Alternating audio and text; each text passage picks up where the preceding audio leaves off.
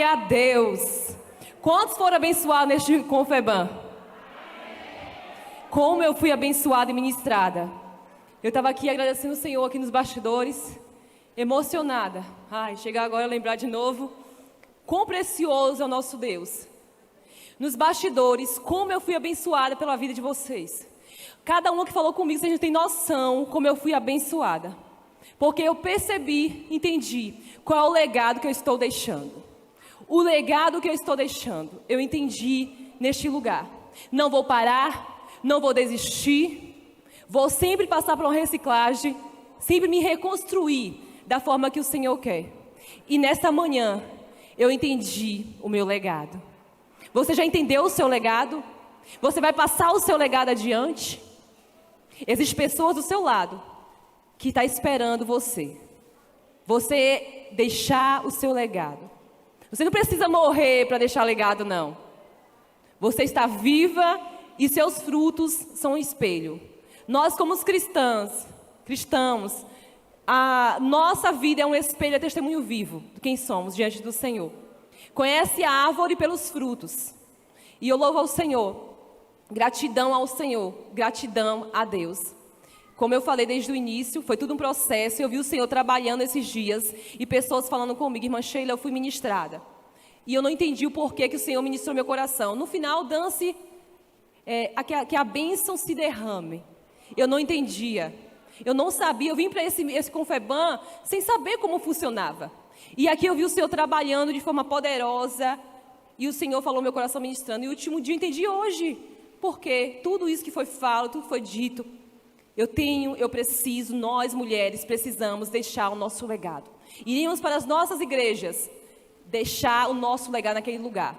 Iríamos trabalhar de forma diferente, com a intenção de gerar pessoas, de gerar discípulos, para que o nosso legado fique. Eu quero ser lembrada como a menina que dançava.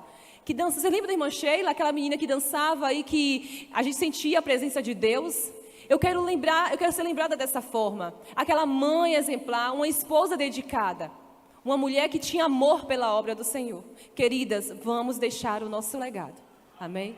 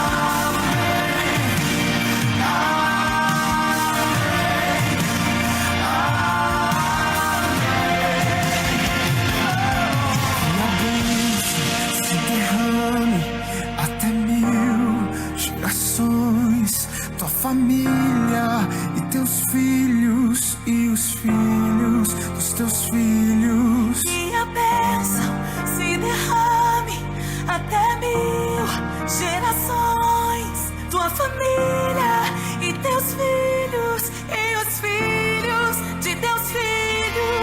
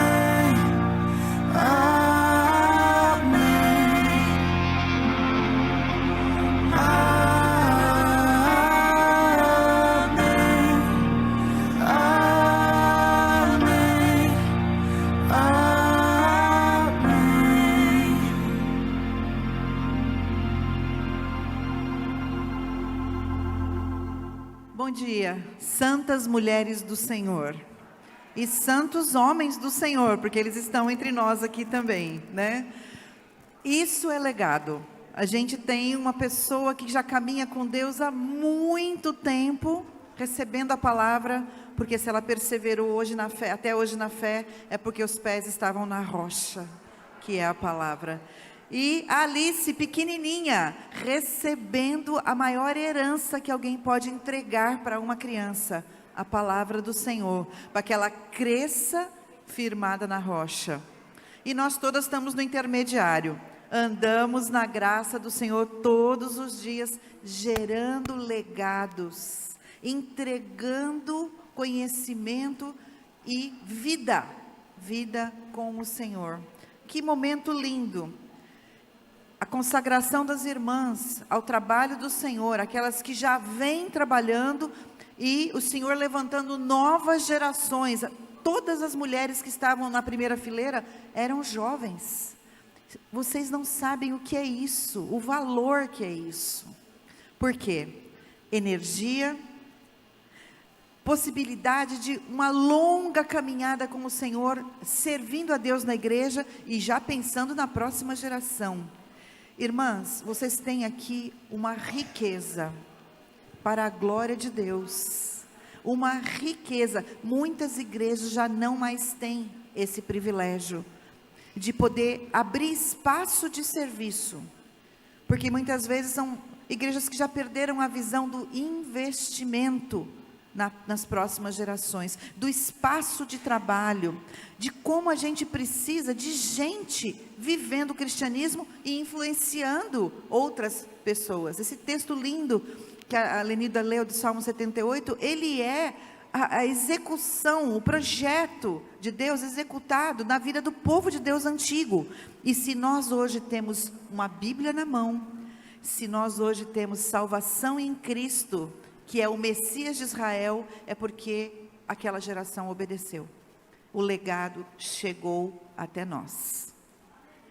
Mas hoje eu quero conversar com vocês uma outra possibilidade de legado que muitas vezes nós não sabemos como lidar, como fazer um enfrentamento bíblico, poderoso, inteligente às dificuldades que a vida nos traz. Nós vimos que o desejo de Deus é que sejamos mulheres relevantes, mulheres influentes, mulheres eficientes, que tenham carisma, competência, acima de tudo, um caráter.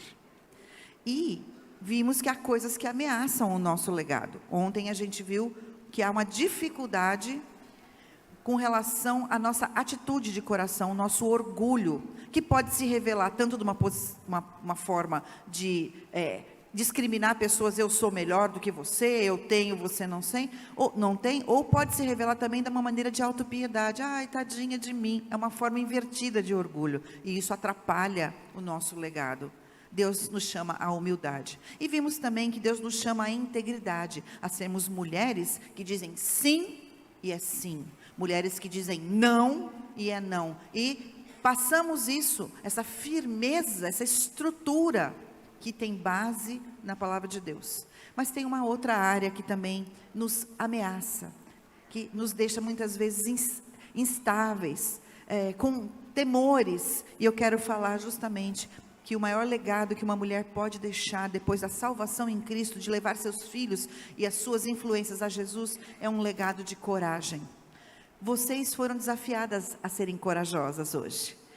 Deus às vezes está chamando você para assumir um posto, seja na sociedade, seja na igreja, seja na própria realidade de família, mulheres que são chamadas muitas vezes a serem as provedoras, porque já não tem mais a figura masculina ali, e dá medo. Entramos num consultório médico para fazer uma revisão, aquela dos 40, dos 50, dos 60, e saímos de lá às vezes com um diagnóstico complicado, que a gente não esperava. Dá medo. Muitas vezes estamos conversando com uma pessoa, pensando que a conversa vai numa direção pacífica, e percebemos que há ameaças embutidas. Dá medo. Dá ou não dá? Dá. Gente, Jesus passou por situações assim, e Ele sabe que nós precisamos de ajuda como mulheres de Deus para enfrentarmos essa ameaça ao nosso legado. Pessoas com medo, elas tendem a se proteger, elas não querem se expor, elas querem ficar o mais escondidinha possível até o temporal passar. Mas Deus não nos chama para isso. Deus nos chama para enfrentarmos a vida que Ele tem nos dado com coragem. Então queria pensar um pouquinho agora na parte da manhã com vocês, meu último tempo com vocês. Desde já agradeço o carinho, o amor, a aceitação de vocês. Me senti em casa, me senti assim honrada mesmo de vocês cederem o seu espaço aqui como congresso de mulheres para ouvirem esta mulher. E quero dizer para vocês que eu vejo aqui a obra do Senhor. Eu vejo aqui a obra do Espírito Santo, mulheres que realmente estão buscando uma vida de piedade, de santidade, para gerarem um legado legítimo. Não o que a gente quer ensinar, mas o que Deus quer fazer através de nós. Então, muito, muito, muito obrigada pelo carinho de vocês. E deixa eu só arrumar meu computador aqui.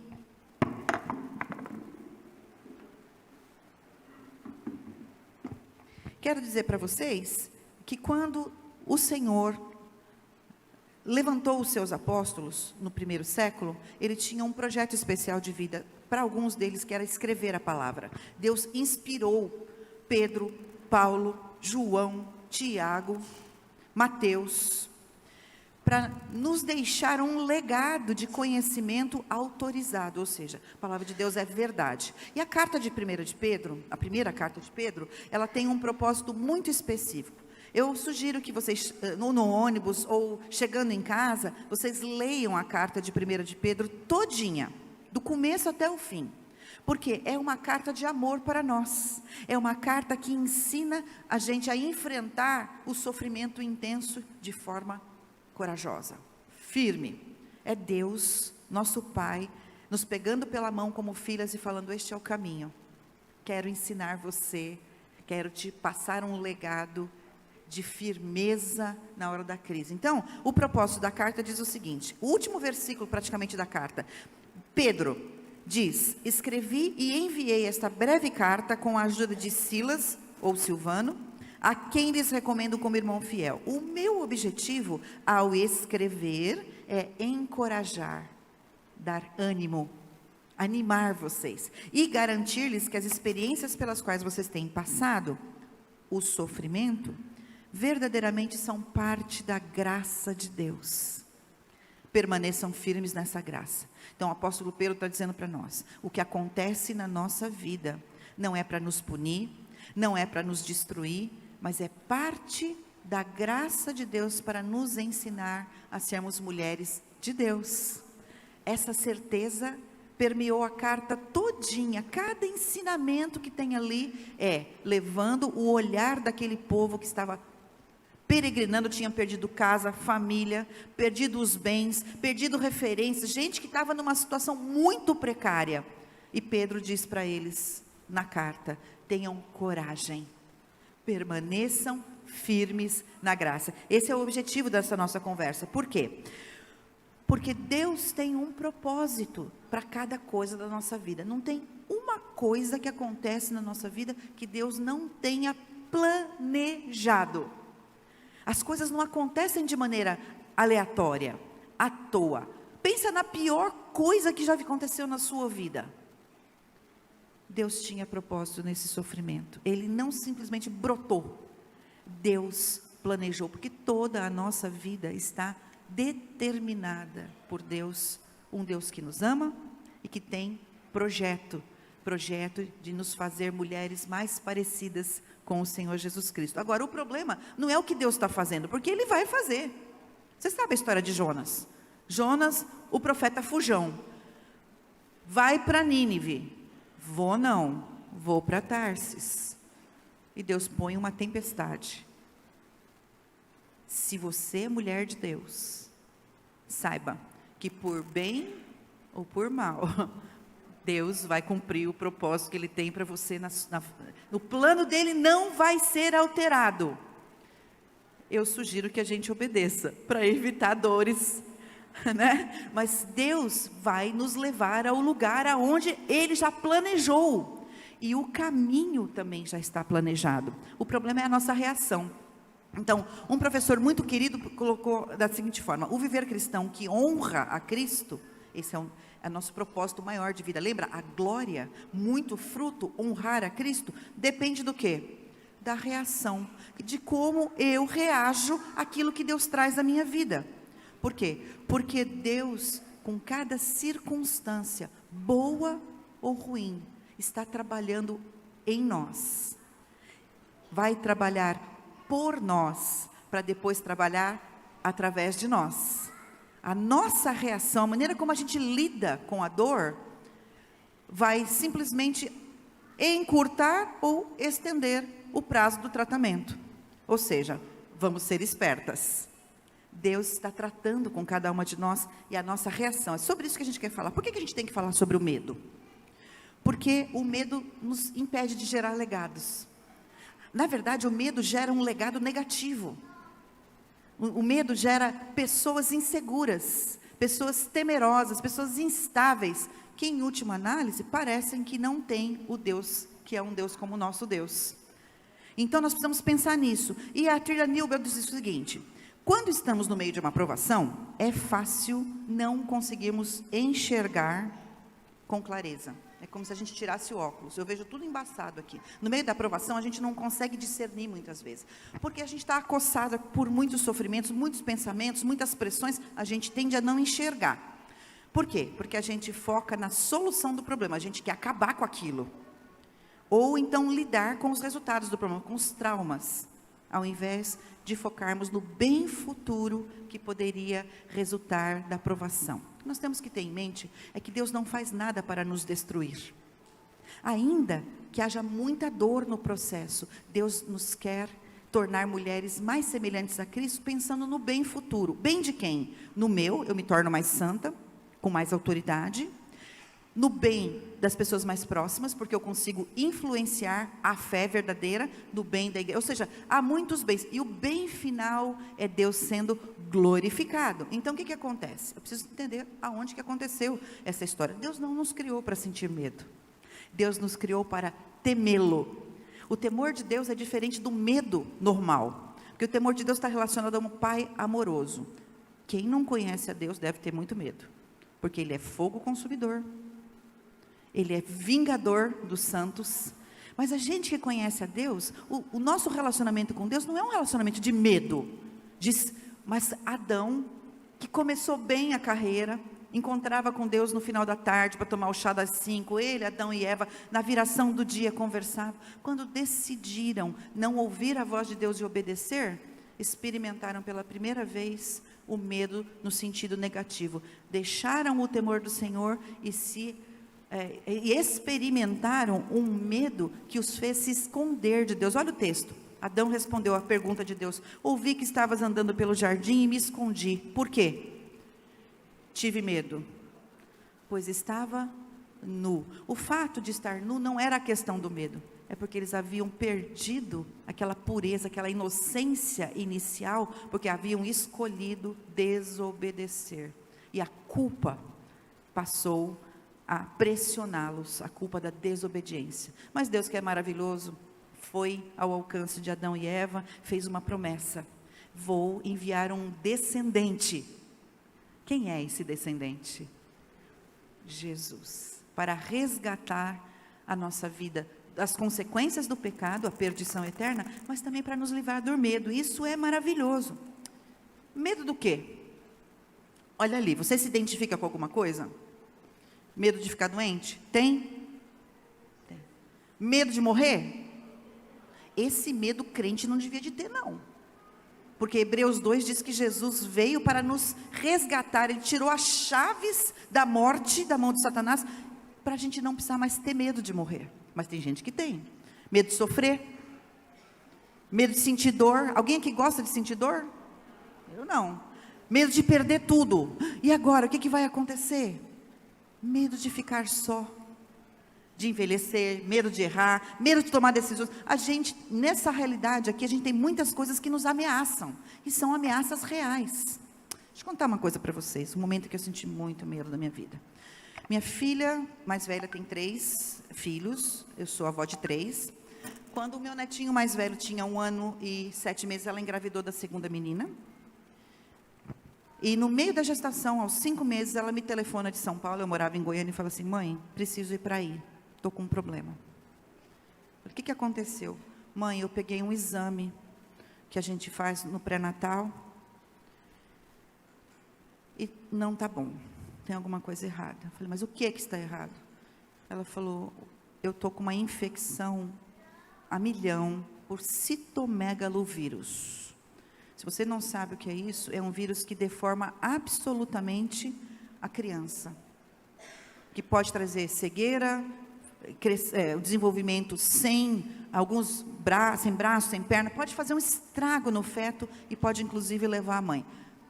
Vocês podem imaginar como ficou meu coração a hora que eu recebi essa notícia. E era um exame, não era assim, é uma possibilidade. Nós a trouxemos para Goiânia e um médico infectologista da nossa igreja pegou o resultado. Eles foram direto do aeroporto para o consultório, ficamos com o nosso netinho. Do consultório, o médico liga para o meu marido, nós estávamos na rua, liga para o meu marido, fala: Dica, onde você está? Estou no carro, estaciona, preciso falar com você. O médico, o melhor infectologista de Goiânia. Ele falou assim: eu preciso colocar para você o que eu tenho aqui em mãos, porque nós estamos aqui com uma coisa urgentíssima. Os exames da sua filha me dizem que nós vamos ter que escolher entre a vida dela e a vida da sua netinha. As duas não vai dar. O que você sentiria quando você ouve que você vai ter que escolher entre a vida da sua filha e a vida da sua neta? Vocês podem imaginar? Não foi medo, foi terror. Nós paramos o carro ali, ouvimos aquilo, claro, começamos a chorar e oramos e pedimos a direção de Deus. Isso acontece na vida do servo de Deus. Nós não temos uma redoma que nos protege das dificuldades, irmãos. Nós não temos, muito medo. A gente tem medo do futuro, a gente tem medo de tudo. Por quê? Porque nós somos limitados. Nós não somos onipotentes como Deus. A gente só consegue enxergar 1 metrinho. E algumas vezes parece que a gente entra num túnel, no escuro, com neblina. Não é essa sensação? Começa a acontecer as coisas, você fala, fica sem fôlego. Nós temos medos, e Deus sabe que essa vida pode ser muito perigosa. Ele não nos condena por sentirmos medo, e nós precisamos passar esse legado, porque nós, apesar de sermos mulheres fortes no Senhor, temos que encarar a realidade. Há coisas que são perigosas. O problema é o que a gente faz com medo. Por quê? Porque o que você teme é o que domina a sua vida. Na verdade, a gente se curva, a gente passa a adorar aquilo a quem a gente teme. Se a gente teme o Senhor, nós o adoramos como Deus. Mas se há qualquer preocupação, qualquer coisa que esteja acontecendo na nossa vida, que ocupa o nosso pensamento de manhã, de tarde, de noite, 24 horas por dia, 7 dias por semana, e você não consegue desligar daquilo, eu quero dizer para você que você está trocando de Deus. O seu problema, o seu medo é o seu Deus. O problema é que o medo é um Deus terrível. Ele não liberta, ele aprisiona. Então nós temos que aprender a combater o medo de maneira inteligente. Salmista tinha muito medo. Sentir medo é parte da realidade humana. Olha esse salmo. Pode passar. Apavorado clamei, estou separado da tua presença. O salmista estava vivendo uma situação de perseguição, ele estava cercado pelos inimigos. Mesmo sendo crente, olha o que ele sentiu. Não foi um medinho, foi o quê? Pavor. Mas é interessante que o medo intenso, em vez de fazê-lo fugir de Deus, levou-o para Deus. Mas olha a impressão que ele tinha, porque a situação estava muito difícil, parecia que Deus não estava com ele. A gente não tem essa sensação? Quem já sentiu isso?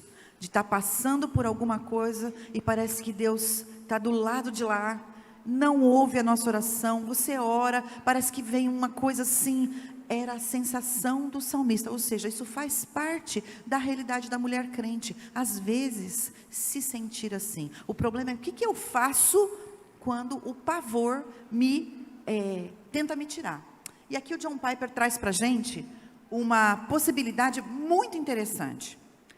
Ele não diz para a gente ir para a cama chorar, ele não diz para a gente se entupir de remédio, ele não diz para a gente, ele fala, aprenda a pensar biblicamente. Ele diz o seguinte: quando uma mulher crente não tem uma formação teológica, não é seminário, vão estudar, mulheres precisam estudar a palavra com seriedade, mas quando eu não tenho uma formação de mente sólida, no conhecimento da pessoa e da palavra de Deus, eu tenho um problema.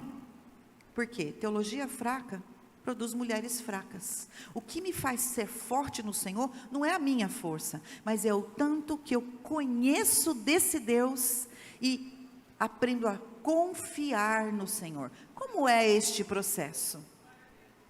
Maravilhoso isso. Nós não estamos sós na nossa dor, apesar de o sentimento nos levar a pensar isso. Rapidamente, eu quero dizer para vocês, o mundo diz que quem pensa, os cientistas, os inteligentes, os intelectuais, não pode crer. Associam o ateísmo a quem pensa. Isso é uma falsa premissa, isso não é verdade. Na Bíblia, quem é inteligente e sábio, crê porque pensa. E pensa porque crê, é um ciclo. À medida que eu vou aprendendo a pensar, eu vou crendo mais. Ou seja, quanto mais eu conheço do que Deus fala sobre Ele na palavra, mais forte é o meu pensamento. O meu pensamento impulsiona a minha crença. Então, irmãs, nós temos socorro de Deus aqui. A Bíblia é o legado de Deus para nós vivermos de maneira sábia neste mundo. Porque ela é o único livro que revela a verdade em que nós podemos confiar, que é Jesus Cristo. E fala muito sobre quem é esse Deus e o que Ele faz por nós. Então nós vamos pensar um pouquinho nisso. Pedro, ensinando aquelas pessoas em pleno sofrimento, deu alguns conselhos. É o mesmo versículo em 3 versões. Pode mudar, por favor. Pedro diz o seguinte para aquelas mulheres, aqueles homens em sofrimento: por isso, preparem o seu entendimento, sejam sóbrios e esperem inteiramente na graça que lhe está sendo trazida na revelação de Jesus. Ou seja, pensa de maneira inteligente e creia, espere. Esperar e confiar na Bíblia são 2 partes da mesma moeda. Eu não consigo confiar no que eu não conheço. O que eu não sei, eu não tenho como pensar. Então, Pedro está dizendo, preparem o seu entendimento. A outra versão diz, preparem a sua mente para a ação. Ou seja, estejam prontas para agir. E exercitem o autocontrole. Ou seja, mulheres e homens que estão em sofrimento, tem algumas reações que a gente já vai ver. Pedro está dizendo, se programe para reagir de maneira bíblica. Confia no Senhor e exerça autocontrole. Autocontrole é uma outra palavra para domínio próprio, que é fruto. Então, o enfrentamento da dor e do medo depende da presença do Espírito Santo em nós, nos ajudando a pensar e a nos controlar. Terceira versão, estejam com a mente preparada, prontas para agir. Uma das coisas que a gente tem que saber é como lida com o problema. 3 maneiras, rapidamente, que normalmente nós não damos um legado inteligente para a próxima geração, para aprender a enfrentar os problemas. Então a gente quer negar o problema. Não, isso não está acontecendo. Não, é impressão. A gente faz de conta que o elefante não está sentado na sala, mas ele está sentado, ele e a família inteira. O problema está ali, gera medo, mas a gente quer fazer o problema sumir, simplesmente dizendo que ele não existe. Isso não é bíblico. Aumentar o problema, aqui é o problema da imaginação da mulher. A nossa imaginação é uma dádiva de Deus. Deus é alguém que imagina. A imaginação de Deus é tão maravilhosa que a gente tem uma natureza diversa, né? Evidências de que Deus é criativo. Deus nos dá a imaginação para a gente ser criativa nas soluções e em tudo mais para a vida. Presente de Deus para as mulheres. Mas se a imaginação não é cuidada por Deus, se ela não é ensinada a pensar as coisas aqui, ela enlouquece. E aí o problema que às vezes é assim, a gente faz o quê? né? Mas e se acontecer tal coisa? E se acontecer tal coisa? E se... A gente começa a viver no irreal. E aí a ansiedade faz o quê? Se tem uma coisa que desagrada a Deus, é mulher ansiosa. Então, aumentar o problema também, a gente tem que tomar cuidado. E outra, fugir do problema. Eu não quero pensar nisso. Não quero pensar nisso. Está ali, você precisa tomar uma posição. Deus trouxe na sua vida para você crescer, mas você fala, não quero nem pensar. E aquilo vai se arrastando, e aumentando, e multiplicando. 3 coisas. Pensa aí numa crise que você está vivendo. Qual é a sua tendência? Você precisa saber a sua maneira de reagir para você poder lidar com ela nas Escrituras. 3 maneiras, 3 atitudes sem sabedoria. Escapismo. É a mulher que quer viver a vida que não é dela. Então ela se entope de compra, vai para a internet, compra, para poder criar uma realidade de felicidade. Ou ela come chocolate. Adoro chocolate. Mas chocolate não é solução para problema, só engorda. Só dá colesterol. Entendeu? Então, isso é escapismo, é tentar resolver o problema fugindo e arrumando outros deuses em quem a gente confia. Saudosismo. Eu era feliz e não sabia. Ai, a minha vida era tão boa. E a gente começa a olhar para o retrovisor. O problema, quem dirige aqui? Quem dirige carro?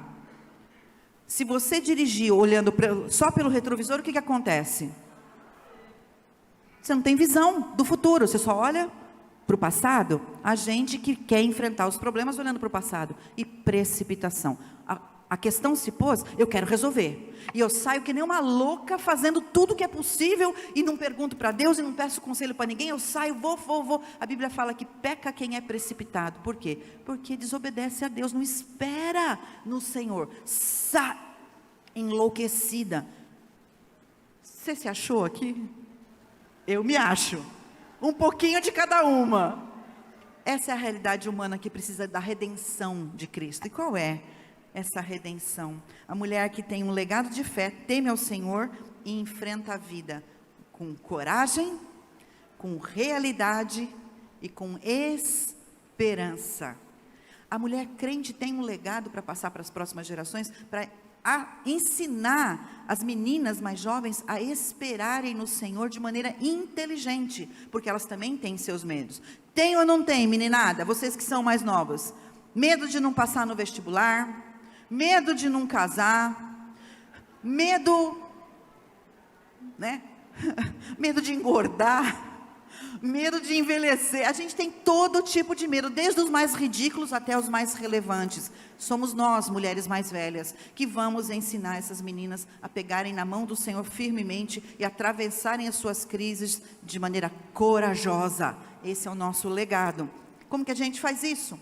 Porque a mulher virtuosa era uma mulher que pensava assim, olha o texto, Provérbios 31, 25. A mulher se veste de força, ou seja, coragem e dignidade, e ri do futuro.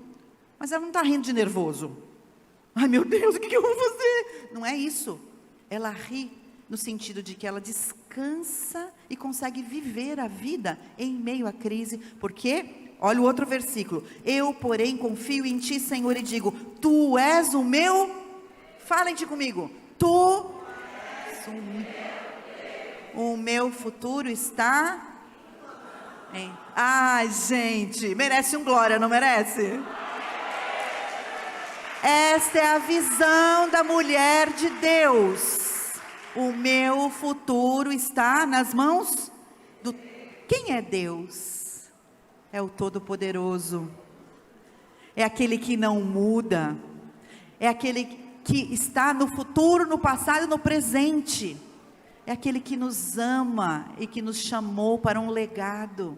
Esse é o nosso Deus. A nossa vida está nas mãos dele. Olha a resposta do salmista, hein? O Senhor é a minha luz e a minha... Então, por que ter medo? Essa é a lógica das Escrituras. Agora, mesmo assim, há coisas que são complicadas. São difíceis, problemas que se arrastam, que a gente parece que não vê fim. Para esses, Deus nos deu 366 lembretes. Uma para cada dia do ano e um para o ano bissexto. Não temas. Não temas. Não temas. Isaías 41:10. Não temas, por quê? Não te assombres, porque eu te ajudo e te sustento com a destra da minha.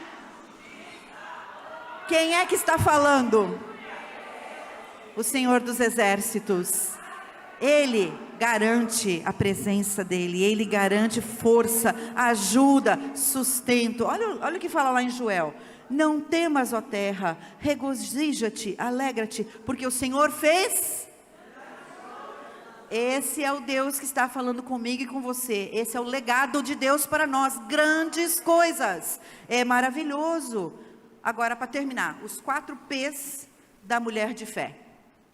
Quem aqui é mulher de fé? O problema é que umas têm fé de mais e outras fé de menos. Mas eu quero ser uma mulher com muita fé. Eu quero ouvir de Jesus. Grande é a tua fé. Como ele falou para várias mulheres no Novo Testamento. Quais são esses P's? Primeiro, guarde isso. Isso aqui, gente, é munição para vencer o medo.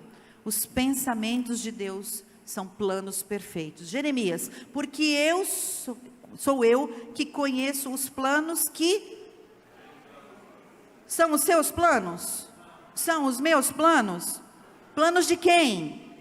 Planos de Deus, diz o Senhor, planos de fazê-los prosperar e não lhes causar dano, planos de dar-lhes esperança e futuro. Isso era para o povo de Israel, que estava indo, depois de muita idolatria, de muita desobediência, cativo com Nabucodonosor para a Babilônia, uma situação de escravidão. Pensa um povo que precisava de esperança, porque o reino do norte foi exterminado, os assírios entraram e acabaram. Judá estava indo pelo mesmo caminho, e Deus falou, não se desesperem, eu sei que planos eu tenho para vocês. Olha o outro, porque quando a gente está com medo, a gente não consegue pensar, a cabeça fica a milhão, doida, dá um tilt, a gente bloqueia, mas a gente não precisa ter esse fardo. Por quê? Porque Deus pensa por nós, Ele já estabeleceu os seus pensamentos, aqui ó, nós podemos conhecer a mente de Deus, e como fala em Coríntios, nós já temos a mente de Cristo, ou seja, nós já temos em nós capacidade para entendermos a palavra de Deus. Por isso, irmãs, estudem a palavra, porque a iluminação vem de Deus, e a gente aprende os pensamentos de Deus. O mundo não tem esse privilégio, por isso que o mundo é doido, eles nem querem saber o que Deus pensa, mas nós queremos. Olha lá o texto, pois os meus pensamentos não são os de vocês. Existe uma diferença, a gente vê aqui, Deus vê aqui. Nem os meus caminhos, percebem a diferença? A gente enxerga muito curtinho, mas os caminhos de Deus já estão determinados, Ele vai nos levar por esse caminho, não são os nossos. Por isso que as nossas decisões têm que ser pautadas aqui, nos princípios, integridade. Por quê? Porque ela garante segurança, porque vamos pisar nos caminhos de Deus, que não, o jeito da gente fazer as coisas é muito limitado, o jeito de Deus é infinito. Qual foi o texto que a gente falou aqui muitas vezes? Agindo eu nos caminhos dele, nós somos invencíveis. Invencíveis, assim como os céus são mais altos do que a terra, também os meus caminhos são mais altos do que os seus caminhos, e os seus pensamentos mais altos do que os... Vocês percebem? Há um caminho melhor. Nós não precisamos ser prisioneiras do medo, porque a gente no nosso caminho pode estar enxergando muito pouco, mas Deus está de helicóptero, sobrevoando a nossa vida e vendo tudo de cima. Ele nos pega pela mão e vai nos levando pelos seus caminhos. Precisamos ter medo? Não, mas ainda assim a gente sente, então a gente precisa de mais um P, a presença do Deus forte e fiel, que nunca nos abandona. Deus não fala, vou te mostrar o caminho, mas você segue, vai por conta e risco. Não, olha o que ele diz. Pode mudar, meu bem, por favor. Não o deixarei, jamais o abandonarei. O contexto de Hebreus ali era no contexto financeiro. Um povo que era riquíssimo, que era o povo de Deus, se converteu e ficou pobre, porque as famílias abandonaram, perderam tudo. E Deus está falando, perseverem. Eles queriam voltar para o judaísmo para ter garantias, e Deus fala, não, eu cuido de vocês, não te deixarei, jamais te abandonarei. E aí ele complementa com o versículo do Salmo 118, o Senhor é o meu, portanto, o que podem me fazer os simples mortais? A gente tem medo. Vão me prejudicar, vão puxar meu tapete no emprego, meu marido vai me trair. A gente está cheio de medo. Porque os mortais, eles não são onipotentes, mas eles são bem perigosos. A gente muito ruim, a gente falou da mulher perversa ontem. Mas Deus diz, não se preocupe. Você está guardada pelo onipotente. O Senhor é o meu ajudador. As promessas de Deus nos certificam na crise, nos ajudam. Josué 1:9, Deus deu um legado, Deus deu uma missão. Josué, você vai substituir simplesmente o maior líder de Israel. Até hoje os judeus idolatram, no certo sentido, Moisés, o homem mais importante da história. Quando Josué teve que substituir, olha o que Deus diz, não fui eu que lhe ordenei, ou seja, o que você vai passar é plano meu. Eu estou te enviando. Seja forte, não se apavore, nem... Por quê? Porque o Senhor estará com você. Promessa. Promessa. E Deus é um bom pagador de promessas. Deus nunca vai deixar uma promessa dele sem cumprimento total. Promessa, ainda que eu ande pelo vale da sombra da morte, crise, dor, medo, não temerei mal algum. Por quê? Promessa. Outra, disse pois, irá a minha presença contigo para te fazer descansar. Ah, gente, que promessa. Mas, aquilo que sela esses 4 P's, poder de Deus, à nossa disposição, pelo Espírito do Senhor, que mora em nós, como nós vimos na nossa primeira noite, selados pelo Espírito de Deus, para sermos no dia da redenção, redimidos de todo esse sofrimento. Mas enquanto estamos aqui, Deus nos dá percepção, sabedoria, direção pelo Espírito de Deus, e poder para obedecer, poder para ficar firme quando todo mundo já desistiu. E o Espírito do Senhor nos ajuda na nossa... Quando a gente está com medo, a gente fica fraco. Tem gente que fica tão fraco que não consegue sair da cama. Lembra da minha história? Não é? Pois não sabemos, segundo a vontade de Deus. A gente é tão frágil que nem isso a gente consegue. Mas olha que beleza, gente. Mas o próprio Espírito intercede por nós com gemidos. Nós estamos gemendo de dor. E o Espírito está traduzindo a nossa dor. Sabe aquelas orações que só consegue falar, ai, você não consegue nem expressar, ai, aquela coisa profunda.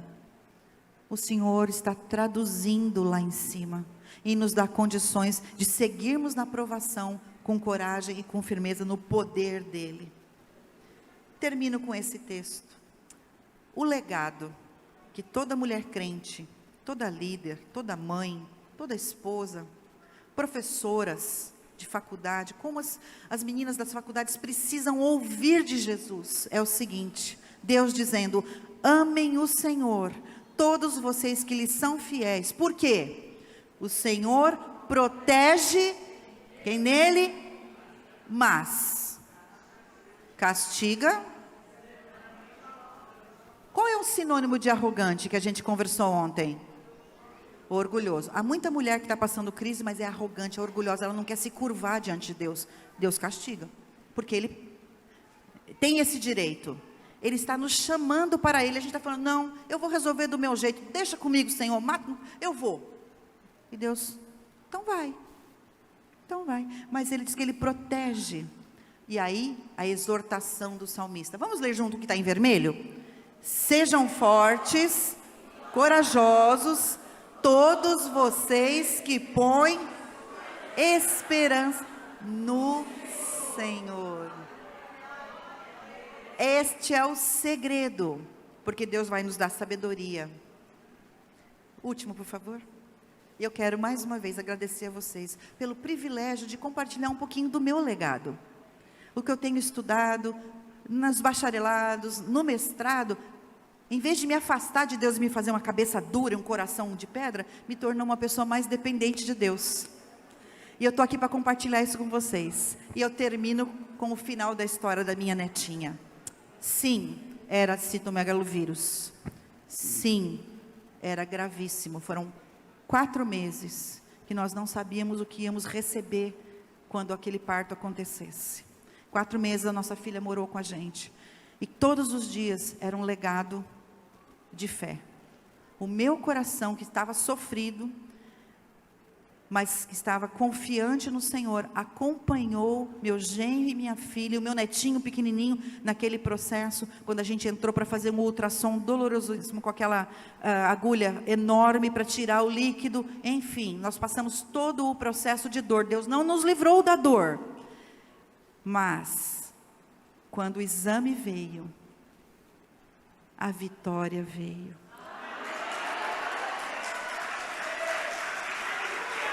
Minha neta é perfeita. A vida da minha filha foi poupada. Se ela tivesse contraído o vírus 1 semana antes, a barreira da placenta, a criação perfeita de Deus, não teria tido o poder de proteger a minha netinha. Mas Deus permitiu aquela dor no momento certo, para que a nossa família aprendesse a depender do Senhor para coisas que nós não tínhamos acesso. Não precisamos sacrificar vidas, porque Deus não deseja aborto. Deus é Deus de vida. Confiamos no Senhor. E a nossa neta vai fazer 6, 7 anos já.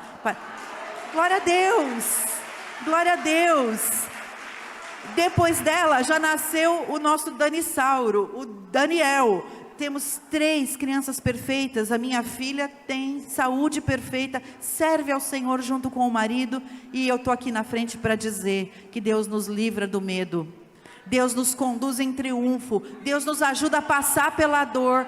Ele vai conosco ao vale da sombra da morte. Mas Ele diz também que Ele nos resgata do nosso sofrimento, dando-nos vitória.